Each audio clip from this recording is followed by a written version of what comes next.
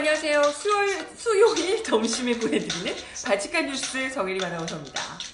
국회에서는 연일 예산안 가지고 싸워대고 유치원법 등 중요한 법안들은 통과될 기미가 보이질 않고 날씨까지 오늘부터 부쩍 추워지면서 이 가슴속에 뭔가 가득 막혀있는 것 같은 답답한 마음 많이들 느끼실 겁니다. 그런데 모처럼 반가운 소식이 하나 들어왔네요. 편의점 업계가 50m에서 100m 안에서는 새로운 편의점을 내지 않기로 하는 등의 자율규약을 같이 맺었다고 합니다. 이 프랜차이즈 업계에서 자율규약이 시행되는 건 사상 처음 있는 일이라고 하는데요. 그동안 수많은 자영업자들 중에서도 특히나 밥들 틈에서 끼어서 정말 어려움이 많았던 이 편의점주들에게 조금이라도 이 숨을 쉴 수 있는 숨구멍이 좀 마련되지 않을까 이런 기대를 하게 됩니다. 오늘 발칙한 뉴스 이야기로 먼저 시작해볼게요.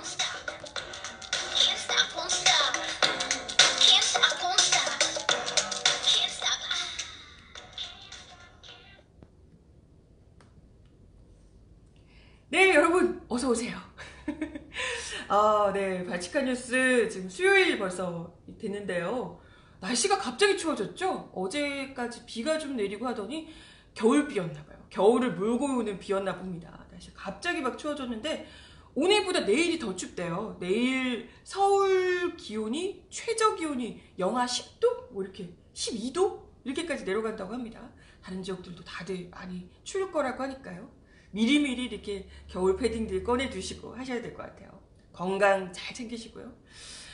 오늘 이야기 본격적으로 나눠보겠습니다.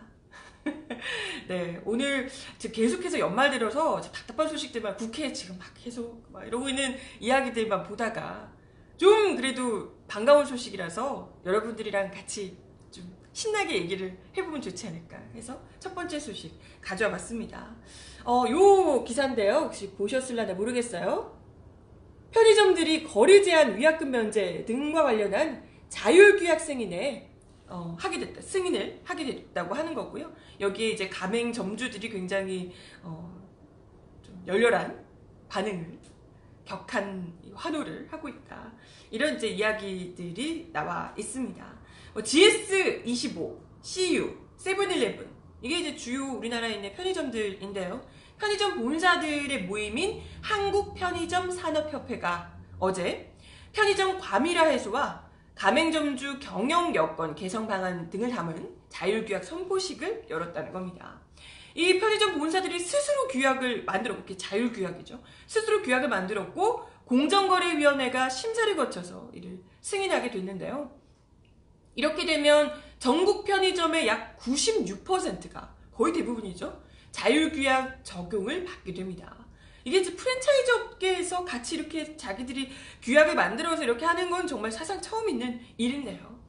그동안 여러분 뭐 아시겠지만 너무 많이 이야기를 우리가 그동안 해왔지만요. 국내 편의점들이 자영업자들이 다들 지금 어렵다 하지만 그 중에서도 이리 치불고 저리 치고 하면서 정말 대표적인 피해 사례로 많이들 꼽혀왔었거든요. 편의점주들의 뭐 일상 뭐 이렇게 하면서 얼마나 지금 거의 고노동에 시달리면서도 정말 거의 임금 본인이 가져가는 순이익은 정말 낮고 이런 그야말로 사람 죽이는 그런 이제 자영업이다 이렇게 이야기가 많았습니다. 그도 그럴 것이 지금 뭐 국내 편의점 같은 경우에는요 우리나라 자영업이 얼마나 공급 과잉인가를 보여주는 대표적인 지표라고 볼 수 있을 정도로 굉장히 좀 심각한 수준이었거든요. 너무 편의점이 많아서. 지난 6월 기준으로요. 전국 편의점 수가 몇 개인 줄 아세요? 6월 기준으로 48,845개. 4만 개를 훨씬 넘어섰다고 해요. 편의점 수가. 한 건물에 뭐 편의점 두세 개가 있는 곳도 있고요. 인구 대비로 따지자면 1268명당 한 개래요. 편의점이. 1268명당 한 개. 편의점 왕국이라고 불리는 일본도 2336명당 한 명이랍니다. 일본보다 거의 2배 가까이 많은 상황인 거죠. 굉장히 심각한 겁니다. 근데 뭐 수요가 그만큼 뭐 있으면 괜찮아요. 사람들이 그만큼 편의점을 많이 가야 되고 편의점 가서 뭘 이렇게 살 게 많은 사람들이 많으면 괜찮은데 그게 아닌 거죠. 수요는 똑같은데 계속 편의점이 늘어나면 당연히 뭐 편의점 매출이 줄어들 수밖에 없는 거고요. 뭐 상식적으로는 이렇게 되면 편의점을 더 늘리지 않아야 맞는데 본사에서 그렇게 하지 않는 거죠. 그게 문제죠. 본사는 왜? 가맹점을 계속해서 내서 가맹 수수료를 받아야 그걸로 돈을 버으니까 걔네들은. 편의점들이 뭐 돈을 많이 못 벌어서 애들이 말라 죽니만이, 점주들이 뭐 폐업을 하니만, 이런 건 중요한 게 아닙니다. 이들은 가맹 수수료로 얼른 더 많이 내줘야 가맹 수수료를 더 많이 받을 거 아니에요? 그러니까 계속해서 가맹점들이 폐업을 하든 아니면 뭐 굶어 죽든 말든 뭐 상관없이 계속해서 편의점을 뭐 내줬고, 그냥 무작위로 계속해서 마구잡이로 점포를 내줬고, 그러면서 건물에 같은 건물에 2개도 있고 3개까지 있는 데도 있고 마주보고 있고 뭐 한 이 구역 안에 편의점이 6개가 되고 뭐 이렇잖아요, 다들. 그러다 보니까 편의점 본사들은 점점 뭐 배가 불렸겠지만 각계 편의점 점주들은 계속되는 매출 하락으로 더 어려운 상황에 놓여 있었습니다. 아니 어디 이것만 힘드냐고요. 이것뿐만이 아니고 심야 영업 강요하죠. 과도한 위약금 뭐 이런 것 때문에, 이 불합리한 계약 구조들 때문에도 더더욱이 가맹점주들이 어려웠던 상황이었습니다. 그런데다가 여기에 또 이제 최저임금까지 인상이 되니까 가맹점주들이 너무 힘들다라고 했었던 거고요. 근데 진짜 웃기잖아요. 이 앞에 너무 많은 정말 심각한 문제들은 다 내버려두고 최저임금 문제가 딱 나오니까, 최저임금 인상되니까 이 모든 편의점주들이 힘든 이유가 최저임금 때문이라고 막 자유한국당이며 뭐 조중동 이런 데서 연일 최저임금 때문에 우리 불쌍한 편의점주들 어떡할 거냐 막 이렇게 했던 거잖아요. 이 앞에 있는 다 이 심각한 문제들 다 내버려두고 그런 거에 대해서는 이런 방구 말도 없었던 분들이. 근데 그래도 다행히 이번 이 편의점 자율규약이 어쨌건 이 그동안에 계속해서 제기되어 왔던 문제들, 정말 중요한 이 문제 본질에 조금 더 가까이 접근을 했다고 볼 수 있습니다. 그래서 이 내용을 살펴보면요, 잠깐 이야기 드렸지만 편의점들 본사들이 신규 출점을 제한하기로 했습니다. 이미 뭐 너무 과잉이니까요. 지역별로는 50m에서 100m 안에는 같은 편의점이 아니라 이 편의점들끼리도 다들 새로운 점포를 내지 않겠다라고 서로 규약을 한 겁니다. 가까운 거리 안에서는. 가맹점주들의 좀 경영난에 그래도 이제는 더 어려워지진 않지 않을까? 지금도 너무 어려운데, 네, 뭐 어쨌든 조금이라도 숨통을 틔워줄 수 있지 않을까 이런 생각을 하게 되고요. 그리고 직전에 3개월 동안 적자를 본 가맹점주에게는 심야 시간 영업을 강요하지 않기로 했다고 합니다. 이게 심야 시간 영업이 정말 힘들거든요. 매출이 그렇게 많이 나오는 게 아닌데 무조건 해야 되는 이런 거니까요. 거기다가 알바를 쓰면 어쨌건 알바비는 계속해서 나가는 거고 이러니까 굉장히 어려운데, 아무튼 이것도 적자가 나면 그 동안에는 어쨌건 영업을 강요하지 않게 자체적으로 할 수 있게 한다는 겁니다. 이 부분도 또 의미가 있는데요. 가맹점주에게 책임이 없는 사유로 가맹점주 잘못한 게 아닌데도 경영 사정이 악화돼서 희망 폐업을 할 경우, 너무 이제 경영이 어려워져서 그렇게 되면 위약금도 감면해 주기로 했다고 합니다. 이제 편의점 억지로 이렇게 정말 어렵사리 했는데 그걸로 매출이 안 나서 폐업을 하게 되는 것도 너무 힘든데 거기다 위약금까지 물어야 되면 진짜 이건 이중고잖아요. 너무나도 힘든 상황에서 이것도 이제 감면을 해주기로. 당연한 건데 이걸 이제 하고 있다, 이걸 진짜. 네, 그리고 뭐 이런 부분들이 조금 다행스럽긴 합니다만은 그래도 아쉬운 부분이 또 있어요. 아직까지 뭐 자율규약에 가맹점 최저수익 보장제 뭐 이런 것들을 넣어야 한다, 도입해야 한다, 이런 이야기들이 있었는데 이런 부분들은 좀 아직 포함되지 않았고, 명절 영업 단축 뭐 이런 부분들도 이제 계속해서 요구됐던 부분인데 이런 것도 좀 포함되지 않았던 것, 이런 건 한계로 지적되기도 합니다. 근데 뭐 사실 첫술에 배부르기는 어렵고요. 가장 지금 시급했던 것이 일단 이제 자율규약으로 일단 도입되게 됐으니까 요걸 좀 본사와 가맹점 공정위가 계속해서 좀 협의를 통해서 지속적으로 좀 미진한 부분들을 계속해서 좀 맞춰가면, 보완해 가면 좋지 않을까, 이런 생각이 드네요. 또 무엇보다 지금 이 자율규약이 정부 규제가 아니고요, 업계 스스로가 가맹점과 본사의 상생 발전을 도모하기로 약속을 한 거잖아요. 이게 이제 굉장히 중요한 부분이고, 그렇기 때문에 이 본사의 의지가 너무 중요합니다. 자율규약이니까요. 이걸 성실하게 이행을 하도록, 또 이게 지금 공정위에서 자율규약이 제대로 지켜지고 있는지 점검하고 상생협약 평가에 반영하기로 했다고 합니다. 이거 좀 자율규약이 계속 제대로 안착될 수 있도록 정부 차원에서 감시도 하고 또 적극적으로 지원도 하고 이렇게 해줄 필요가 있지 않을까, 이런 생각이 들어요. 그래서 뭐 지금 편의점이 이제 이렇게 된 건데, 사실 편의점도 그렇지만 다른 프랜차이즈 업계에도 지금 심각한 곳들이 너무나도 많잖아요. 뭐 치킨, 피자 뭐 이런 쪽들 굉장히 많은데, 다른 프랜차이즈 업계로도 좀 확산이 돼서 공급 과잉, 뭐 온라인 거래 증가 등등의 이런 구조적 요인들이 굉장히 좀 한계에 봉착한 이 상황인 자영업을 좀 잘 살려낼 수 있는 그런 정말 중요한 계기가 될 수 있었으면, 그 시발점이 됐으면 하는 바람입니다. 네, 좀 그래도 반가운 소식이죠? 다른 소식 하나 더 말씀을 드릴 텐데요. 제가 이거 이제 편의점 기사를 보면서 혼자서 이제 좋아하다가 제가 지난달에 방송을 못해서 이 소식을 전해드리지 못했는데, 어떻게 보면 이것과 좀 연관이 되어 있는, 연장성산에 있는 비슷한 이슈라고 또 볼 수가 있는데, 지난달 말에 다들 보셨을 거예요. 정부가 자영업자와 소상공인의 어려움을 해소하기 위해서 자영업자들의 신용카드 가맹점 수수료 인하를 해주겠다라고 그 방침을 밝혔더라는 뉴스 보셨죠? 안 보셨나? 박치근 뉴스에서 말씀을 안 드려가지고 제가 그때는 전해드리지 못했는데, 사실 카드 수수료 문제가 자영업자들에게 굉장히 중요한 뉴스였잖아요. 그동안도 뭐 과도한 임대료를 비롯해서 카드 수수료 이런 문제들, 이것만 좀 해결돼도 자영업자들이 정말 크게 숨을 돌릴 수 있을 것이다. 바치칸 뉴스에서도 누누이 우리 여러분들이랑 같이 막 거품 물고 막 얘기를 했었잖아요. 기억하시죠? 어쨌건 정부 여당에서 이 같은 문제에 대해서 지난 11월 26일인가? 구체적인 좀 대책을 내놓은 것으로 보입니다. 그래서 카드 수수료, 자영업자들에 한해서 이제 카드 수수료 인하를 해주겠다라고 이제 대책을 내놨는데, 사실 이게 또 저 같은 사람도 그렇지만 자영업자 아닌 분들은 이게 뭐 얼마나 효과가 있는지 잘 모르실 거예요. 그쵸? 이와 관련해서 저희 민중예술위에서 민생경제연구소 안진걸 소장님이 기고글을 써주셨어요. 안진걸의 민생속으로 중소상공인들이 문 대통령 감사합니다 만세 외친 이유는? 이라는 기고글이 있는데 한번 보시면 좋을 것 같아요. 그걸 기사를 보는데 좀 희망이 보이더라고요.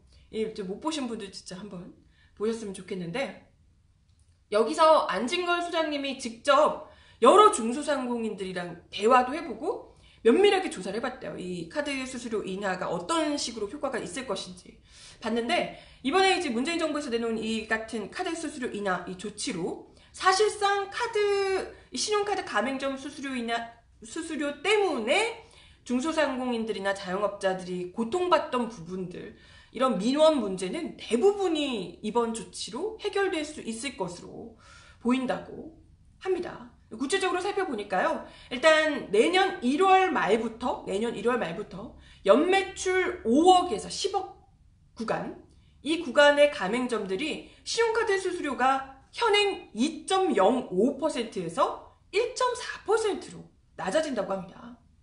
그리고 또 연매출 10억에서 30억 구간의 가맹점들은 2.21%에서 1.6%로 인하가 된다고 합니다. 뭐 보통 대형마트나 대기업 유통점들 이런 곳에서 0.7%, 1% 이렇게 수수료를 받았었다 그래요. 아니 근데 왜? 아니 얘들 돈도 많은데 수수료 더 많이 내야 되는 거 아니에요? 왜요? 왜지? 근데 뭐 얘들은 이렇게 많이 카드 수수료를 0.7%, 1%밖에 안 되는데 그동안 우리 자영업자들은 2%, 2.21% 이렇게 냈던 거예요. 그렇게 했던 것을 어찌됐건 2.3% 이렇게 받았던 것을 이 수수료를 상당 부분 인하를 시켜준다. 상당 부분 인하를 시켜주겠다. 이런 내용이고요.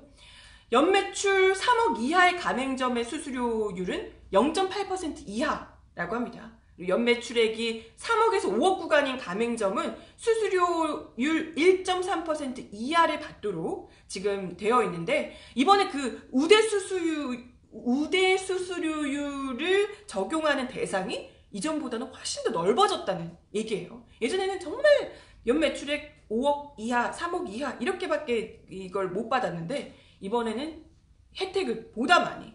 그래서 이렇게 되면요, 이 수수료 우대 수수료를 받는 이 신용카드 가맹점들이 전체의 93% 정도 된다고 합니다. 거의 대부분이 이 혜택을 받을 수 있다는 거죠. 정말 돈 많이 버는 이런 데를 제외하고서는 한 93% 정도가 이런 혜택을 받을 수 있다는 거예요. 이에 따라 정부에서는 이렇게 되면 한 5억에서 10억 정도 매출을 올리는 이런 가맹점들 같은 경우에는 평균 카드 수수료를 1년에 147만원 정도 감소되는 것으로 좀 보고 있고요. 그리고 10억에서 30억 원 정도 매출을 올리는 가맹점 같은 경우에는 505만원 정도 더 줄어들 것으로 예상된다고 합니다. 그냥 뭐 참 굉장히 큰, 그죠? 이건 카드 수수료가 이것도 굉장히 자영업자들에게 큰 산이었거든요. 넘기 어려운 큰 산이었는데, 이게 좀 이제 해결될 수 있을 것 같습니다. 또 당연히 뭐 신용카드 결제 비율이 높거나 매출액이 많으면 많을수록 더 많은 감면 효과가 있을 것이라고 하고요. 당연히 이렇게 되면 중소상공인들이나 뭐 자영업자들의 소득 증대로 이어지는 건 뭐 당연한 거고요. 이렇게 되면 내수 활성화나 뭐 고용 확대에도 더 도움이 될 수 있지 않을까 생각이 듭니다. 그리고요, 여기다가 대부분의 생계형 중소상공인 자영업자들이 속해 있는 10억 미만 구간에는요, 신용카드 사용 의무화에 따른 부가세 공제 지원까지 받게 된다고 합니다. 추가로 공제 지원이 또 된다는 거예요. 이것까지 감안하면 실질 카드 수수료율이 0%에서 0.4% 수준까지 획기적으로 인하되는 거라고 해요. 네. 단순하게 예를 들면 수치상으로 우리가 이렇게 보면요, 연매출 10억을 올리는 중소상공인들이 만약에 있는데, 이분들이 만약에 이걸 모두 신용카드로만 결제했다고 했을 때, 지금 거의 카드 비율이 80% 이상이라고 해요. 80% 가까이라고 해요. 거의 이제 뭐 신용카드로 다 쓴다고 했을 때, 기존의 2.3%를 내야 되면 1년에 2,300만 원 수수료를 내야 했대요.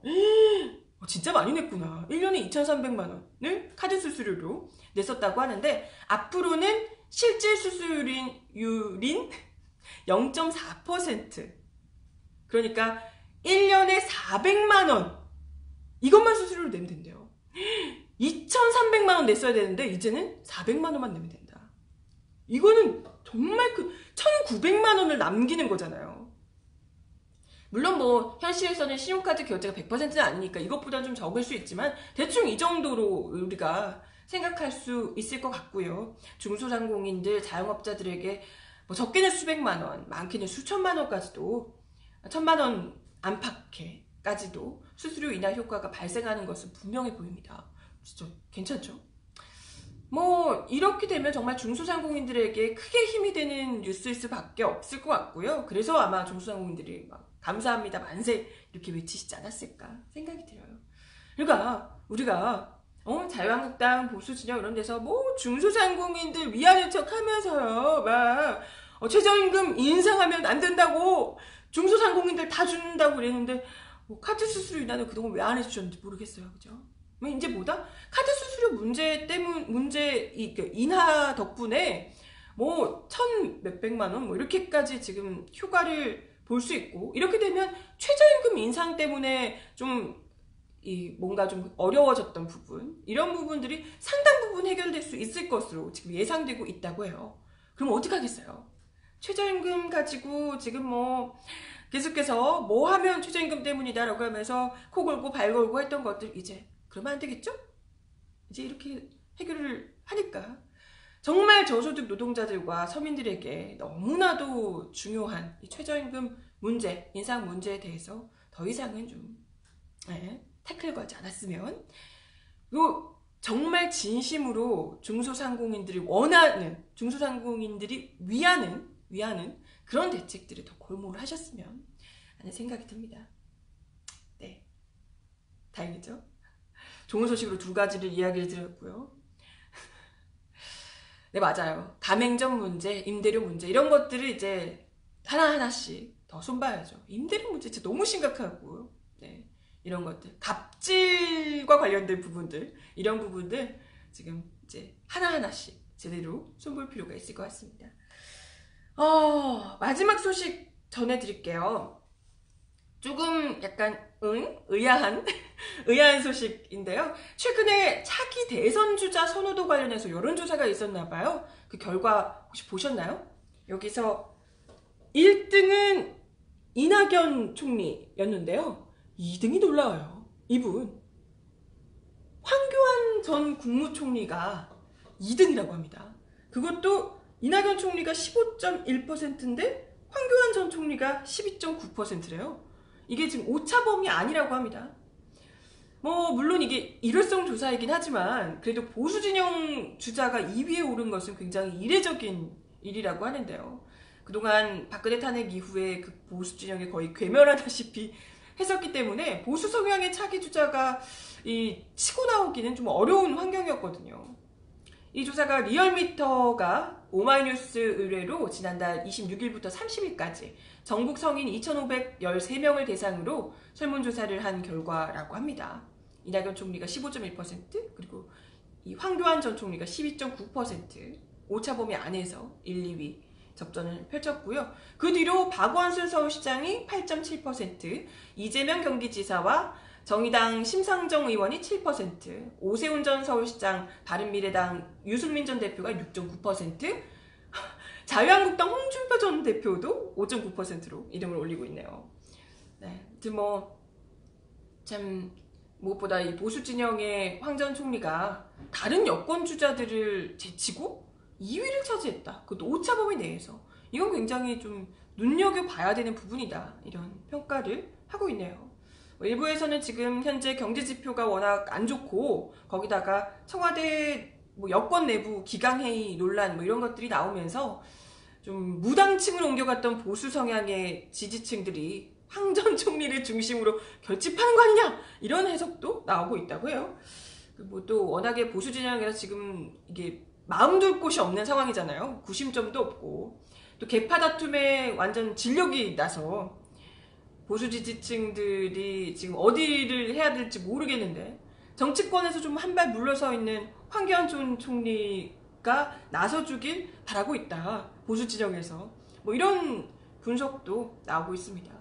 그래서인지 황교안 전 총리가 진짜로 좀 기대에 부응이라도 하시려는 듯 페이스북 등을 통해서 각종 현안에 대한 보수의 목소리를 내기도 하시고 출판 기념회도 하셨다고. 어쨌든 차기 대선 주자로 이렇게 약간 하려고 꿈틀꿈틀 하시는 것 같아요. 좀 보수층의 기대에 부응하기 위해서 애쓰고 계신 것 같은데, 근데 진짜 이거 너무 어렵지 않아요? 아니 사실 이 박근혜 정부에서 집권 여당이었던 자유한국당이 지금 이렇게 뻔뻔하게 지금 막 이래라 저래라 해서 태클 걸고 이러는 것만 봐도 정말 어이가 없어 죽겠는데, 아니 이분요 황교안 전 총리요 그때 국무총리였잖아요. 아니 국무총리이기만 했나? 심지어 대통령 권한대행이셨죠. 예. 이분 왜 그 직무대행 시절에 신이 나가지고 국가 지금 나라가 난리가 났는데 자기 직무대행이라고 대통령 직무대행 이거 시계 만들고 했던 거 기억하시죠? 어이가 없어가지고 아주 국민 세금을 정말 알차게 허투루 쓰는구나 이런 게 굉장히 분노했던 기억이 나는데, 그야말로 적폐 박근혜 정부의 최고 부역자. 아니 부역자가 아니라 거의 그냥 그 자체가니까 적폐 자체가 아닌가 이런 생각이 드는 인물인데, 그것도 권한대행이잖아. 아니 그런 사람을 우리 국민들이 그 추운 겨울에 촛불 들고 얼마나 어렵게 당시에 대통령이었던 박근혜 씨를 탄핵을 시켰습니까? 박근혜 박근혜 씨만 탄핵시킨 게 아니에요. 그때 박근혜 정부를 자체를 탄핵을 시킨 거죠. 그랬는데 그때 국무총리였고 권한대행이었던 사람이 무슨 일이 있었냐는 듯 차기 대선 주자 어쩌고 하면서 이렇게 막 점잖은 척 하면서 하면서 목소리 되게 점잖은 척 하시잖아요. 점잖은 목소리 이렇게 하시는데 이러면서 막 슬그머니 나오는 걸 보니까 진짜 너무 어이가 없네? 어이가 없네? 아니 국민들 단체로 기억상실증이라도 걸린 줄 알겠어요. 똑똑히 기억하고 있는데 지금 몇 년이나 됐다고 진짜 너무 어이가 없죠. 네, 뭐 물론 대선까지 아직 너무 많이 남았다고 할 수 있고 내부에서도 이건 다 거품이다 이런 얘기도 있다고 해요. 정치권이 딱 발을 디디는 순간 거품이 싹 거칠 것이다 이런 얘기를 하는데 일단은 차기 대선 주자로 뭐 2위 이렇게 보수 진영의 후보로 나오는 것 자체가 좀 뭐 굉장히 좀 그러네요. 개인적으로는 저는 또 이분 그 또렷이 기억나는 게 KTX 승강장으로 차 몰고 들어와서 막 그러셨던 그야말로 의전 너무 좋아하시는 그런 거의 끝판왕, 의전 끝판왕이었던 걸로 기억하는데 아니 시대가 어느 시대인데요. 이런 분을 다시 대선 주자로 내세울 생각을 하고 있는 것 자체가 보수 진영에서 조금도 지금 국민 여론과는 전혀 다른 온도에 다른 시대에 살고 있는 이런 상황이 아닐까 7, 80년대 여전히 살고 계신 거 아닌가 이런 생각이 한편으로는 들었습니다. 지켜봐야겠지만 네 아무튼 이런 분이랑 오차범위라고요? 이낙연 총리가? 네. 오늘 발칙한 뉴스는 여기까지고요. 세 가지 소식 제가 빠르게 전해드렸습니다. 정확히 하시네요. 오늘도 함께 해주셔서 감사하고요. 발칙한 뉴스는 내일 12시 30분에 다시 오겠습니다. 여러분 감기 조심하시고 저는 내일 다시 올게요. 안녕.